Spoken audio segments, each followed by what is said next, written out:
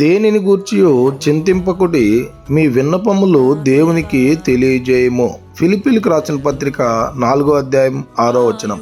ప్రియమైనటువంటి దేవుని బిడ్డలారా, ఈ ఉదయకాల సమయంలో నువ్వు ఏ విషయాన్ని బట్టి చింతిస్తూ ఉన్నావో, నీకు వచ్చినటువంటి శ్రమను బట్టి, నీకు వచ్చినటువంటి కష్టాన్ని బట్టి, నీకు వచ్చినటువంటి బాధను బట్టి, నీకు వచ్చినటువంటి ఇరుకు ఇబ్బందులను బట్టి నువ్వు చింతిస్తూ ఉన్నావా, బాధపడుతూ ఉన్నావా? ఈ లోకంలో ఉన్నవారికి తెలియపరుచుకొని వారి ఎదుట నువ్వు అవమాన పాలు పొందుతూ ఉన్నావా? అయితే ఈ ఉదయకాల సమయంలో ఆ దేవాది దేవుని వాగ్దానం ద్వారా నీతో మాట్లాడుతూ ఉన్నాడు.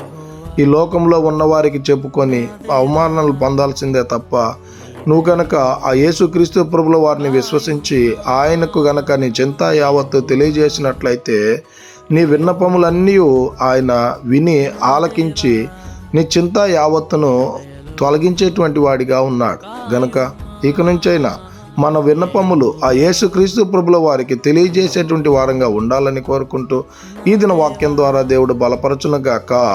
ఆమేన్. ప్రార్థన. మమ్మల్ని మిక్కిలిగా ప్రేమిస్తున్న ప్రియ పరలోకమందున్న మా తండ్రి, మీకే కోట్లాది వందనాలు, స్తుతి స్తోత్రాలు ప్రభా. ఈ ఉదయకాల సమయంలో ప్రభా, ఈ వాగ్దానం ద్వారా మీరు మాతో మాట్లాడినందుకై మీకే కోట్లాది వందనాలు, స్తుతి స్తోత్రాలు ప్రభా. అయ్యా, ఈ వాక్యాన్ని ఎంతమంది అయితే విని ఉన్నారో, ఎవరి జీవితాల్లో చింతిస్తూ బాధపడుతూ ఉన్నారో వారందరి జీవితాల్లో తండ్రి అయ్యా చింత యావత్తును తొలగించమని ఈ ఉదయకాల సమయంలో ప్రార్థన చేస్తూ వారందరి చింత యావత్తు మీ ఎదుట ఉంచుటకు కృప చూపించమని, వారిని మీరే ఆదుకొనమని, ఆ చింతలో నుంచి తీసివేయమని ప్రార్థన చేస్తూ ఈ కొద్ది మనవులు యేసుక్రీస్తు పరిశుద్ధ నామమున అడిగి మరి ప్రార్థన చేస్తూ వేడుకుంటున్నాము తండ్రి. ఆమేన్.